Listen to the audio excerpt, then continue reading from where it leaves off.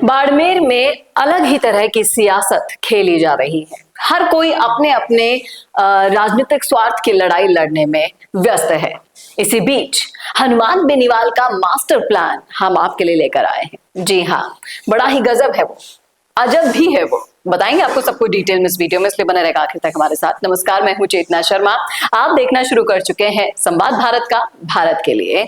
और आज हमारे एडिटर इन चीफ यानी कि वरुण भंसाली जी आपको बताएंगे कि जब हेमाराम चौधरी जी, हरीश चौधरी, बशर्ते पूरी की पूरी कांग्रेस के ब्रिगेड अपनी अपनी पार्टी को बचाने के चक्कर में है, एक जाति की विशेष की राजनीति करने के चक्कर में है, उस बीच हनुमान बेनीवाल क्या करने के मूड में है। तो हम बाड़मेर की बात कर रहे हैं। सर बताइए, आप बाड़मेर के कौन से मास्टर प्लान की बात कर रहे हैं जो हनुमान बेनीवाल बनाकर बैठे हैं? देखिए, समझना पड़ेगा कि तू डाल डाल और मैं पात पात, ये वाली राजनीति कैसे बाड़मेर में खेली जा रही है। और जब हर कोई स्वार्थ की राजनीति खेलने में पूरी तरह से बिजी है, तो हनुमान बेनीवाल कौन सा नरेटिव बनाना चाहते हैं? वो नरेटिव जो कहीं ना कहीं आने वाले पंचायती राज चुनावों से लेकर 2028 के चुनावों तक उन्हें लाभ ही लाभ देगा और बाकी सबको हानि ही हानि। ये पूरा सब कुछ समझाएंगे इस वीडियो में, इसलिए इस वीडियो के आखिर तक बने रहिएगा। देखिए, बाड़मेर के 4 सिपाही अगर माने तो हेमाराम चौधरी, हरीश चौधरी, के बिश्नोई और हनुमान बेनीवाल, ये 4 मुख्य सिपाही हैं जो बाड़मेर को अपना बनाना चाहते हैं और चाहते हैं कि बाड़मेर की सियासत उनके इशारों पर चले। रविंद्र भाटी को हम यहां पर इसलिए नहीं ले रहे क्योंकि रविंद्र भाटी का इन सब से कोई लेना देना नहीं है। अब आप इस बात को समझिए कि जब हेमाराम चौधरी और हरीश चौधरी एक जिले के कुछ तहसील दूसरे जिले में कैसे चले गए, इसको लेकर धरना कर रहे हैं, तो वो क्या कर रहे हैं? उन्होंने 1 दिन धरना दिया, 2 दिन धरना दिया, 3 दिन धरना दिया, जनता का नाम नहीं आया उस धरने में, जनता बिल्कुल नहीं आई।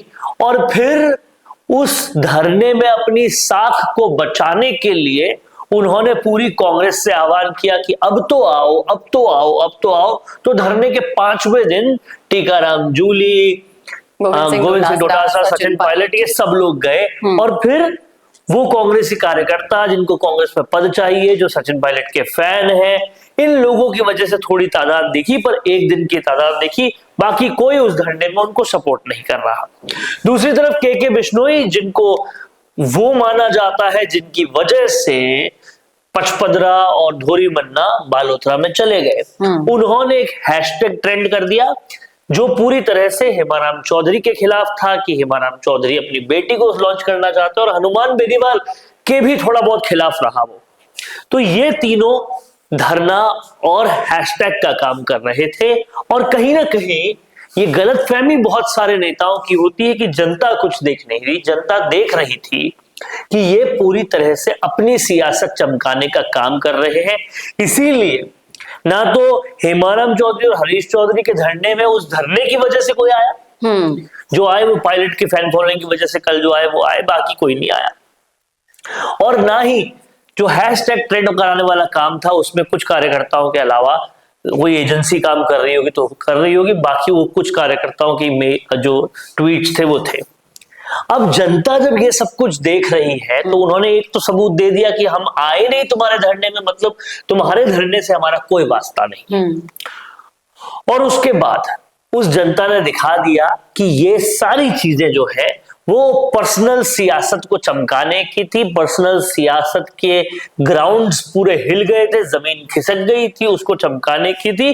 और तुम लोग केवल स्वार्थ की राजनीति कर रहे हो, ये नरेटिव जनता समझ गई, मान गई। वही जब ये सब काम हो रहा था तो दूसरी तरफ एक हनुमान बेनीवाल थे जो इसी टाइमिंग में, इसी दौरान किसानों की 6 सूत्रीय मांगों के लिए आंदोलन कर रहे थे।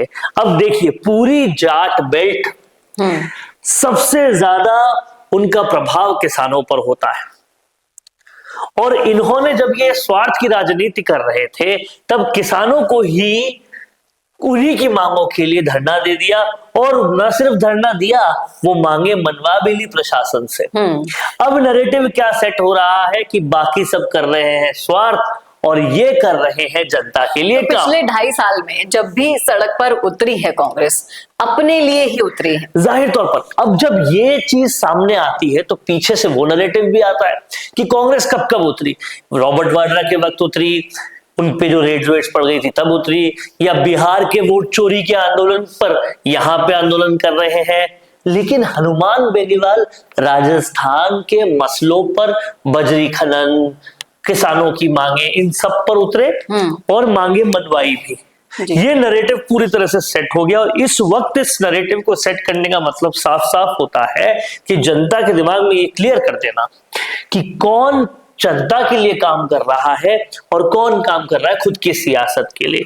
उस पर से तड़का लगाया हनुमान बेनीवाल की सोशल मीडिया टीम ने। वो फोटो डालते हैं, एक तरफ सब लोग खाना खा रहे हैं, हरीश चौधरी खाना खा रहे हैं, बेजड़ की रोटी खा रहे हैं, पास में बैठकर सचिन पायलट भी खाना खा रहे हैं, पास में बैठकर हेमाराम चौधरी भी खाना खा रहे हैं। वो फोटो डाल रहे हैं और कह रहे हैं कि ये यहाँ जिम रहे हैं और रात को 2 बजे तक ये किसानों के लिए काम कर रहे थे। तो ये नैरेटिव सेट किया जा रहा है, और जाहिर सी बात है जनता इसको मानेगी भी, क्योंकि हो भी जमीन पर यही रहा है।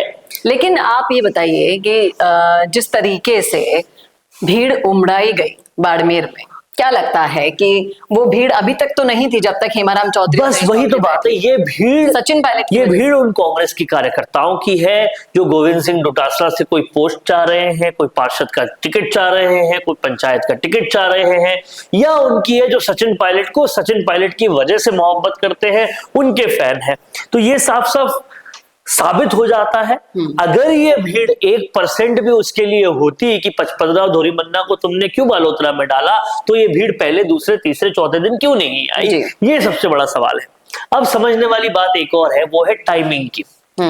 अभी हेमाराम चौधरी, हरीश चौधरी जब धरना दे रहे हैं, के विश्नोई जब ट्विटर ट्रेंड कर रहे हैं, तभी किसानों के लिए धरना दिया, उसको सक्सेसफुल भी कराया। तो नैरेटिव पूरी तरह से हनुमान बेनीवाल के पक्ष में चला गया। और ये कब कर रहे हैं? जनवरी में, मार्च में पंचायत चुनाव और अप्रैल में निकाय चुनाव पूरी तरह से संभावित है। तो यहां कहीं ना कहीं एक पूरी तरह से टेम्पो बिल्डिंग का काम हनुमान बेनीवाल ने शुरू कर दिया, और यही इनका मास्टर प्लान है।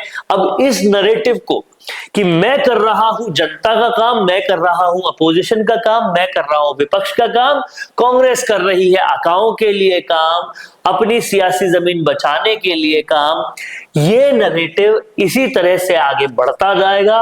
और बढ़ते बढ़ते अप्रैल आ जाएगा, मार्च आ जाएगा, और फिर उसी नैरेटिव को और ज्यादा एम्पलीफाई करके 2028 तक और बड़ा किया जाएगा, जिससे ये साबित हो जाएगा कि 70 से ज्यादा सीट वाली कांग्रेस जनता के लिए काम नहीं करती, जनता के लिए काम करते हैं हनुमान बेनीवाल।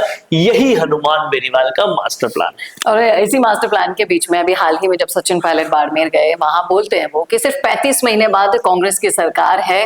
वो मानकर बैठे हैं कि बीजेपी के बाद अब हम सरकार बनाने वाले हैं 2028 में जो चुनाव होंगे उसके बाद। तो कहीं ना कहीं वो जो माइंडसेट बनाकर बैठे हैं वो और पूरी कांग्रेस के दिग्गज नेता, उनको इस मास्टर प्लान के बारे में भनक अगर लग जाती है तो फिर पहले तो इनके प्लान्स को खुद इन्हीं के नेता ध्वस्त कर रहे हैं। लोग सवाल ये पूछ रहे हैं, आपको लगता है कि इतने सारे लोग अगर सचिन पायलट की रैली में आए बाड़मेर में, तो उनके मन में, उनके जहन में, उनके जमीर में ये सवाल नहीं आया होगा कि अशोक गहलोत कहाँ है?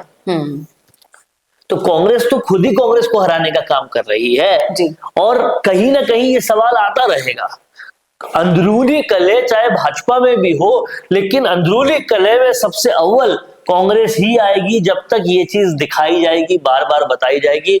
और अशोक गहलोत से लेकर और कई सारे कांग्रेस में ऐसे लोग बैठे हैं जो कांग्रेस को ही आगे नहीं आने देना चाहते। ये सबसे बड़ी दिक्कत है। और तो और छोड़िए, अभी पीसीसी चीफ कौन बनेगा, इस बात पे ही बहुत सारा कंपटीशन है। अगर सचिन पायलट को बना दिया तो फिर कितने दिन डोटासरा और जूली उनके साथ रहते हैं, ये भी एक सवाल है। ये सारे सवालों के बीच हनुमान बेनीवाल अपना काम किए जा रहे हैं और जनता के बीच ये नैरेटिव सेट हो रहा है। पीड़ितों की कोई सुनेगा, विपक्ष का काम कोई करेगा तो वो हनुमान बेनीवाल ही करेगा। ये नैरेटिव बढ़ता जा रहा है। और दूसरी तरफ आप देखिए, हनुमान बेनीवाल की प्रतियोगिता किससे है? नरेश मीणा से, जिनको कहीं ना कहीं पीड़ित मानना चाहे, उनके लिए काम करना चाहे, तब तक तो एक नैरेटिव और आ जाता है कि भाई ये हुड़दंग कर रहे हैं, ये आवाज उठा लेंगे लेकिन सोल्यूशन नहीं ला पाएंगे। हनुमान बेनीवाल सोल्यूशन ले आएंगे। दूसरा कंपटीशन है राजकुमार रोज से, ये वागड़ से आगे आएंगे ही नहीं। कांग्रेस तो काम कर ही नहीं रही।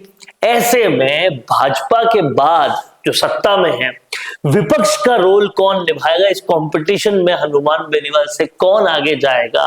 ये सवाल का सवाल ही बना रह जाता है और हनुमान बेनीवाल और आगे चले जाते हैं। देखना वाकई में दिलचस्प होगा कि इस मास्टर प्लान में किस तरह से बेनीवाल कामयाब होते हैं। क्या लगता है आपको?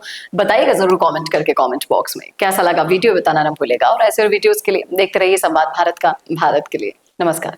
भारत का सबसे तेजी से बढ़ता हुआ डिजिटल न्यूज चैनल, जिसका परिवार 4,17,000 लोगों से भी ज्यादा बढ़ रहा है, वो संवाद न्यूज चाहता है हर जिले और हर राज्य में मीडिया पार्टनर्स। तो अगर आप बनना चाहते हैं संवाद न्यूज के पार्टनर्स, तो कांटेक्ट करें नीचे दिए गए नंबर्स पर। इसके अलावा अगर आप वीडियो एडिटर बनना चाहते हैं या फिर न्यूज इंडस्ट्री में बतौर इंटर्न सब सीखना चाहते हैं, तो संवाद न्यूज के जयपुर हेड ऑफिस में काम करने के लिए संपर्क करें स्क्रीन पर दिए गए नंबर पर।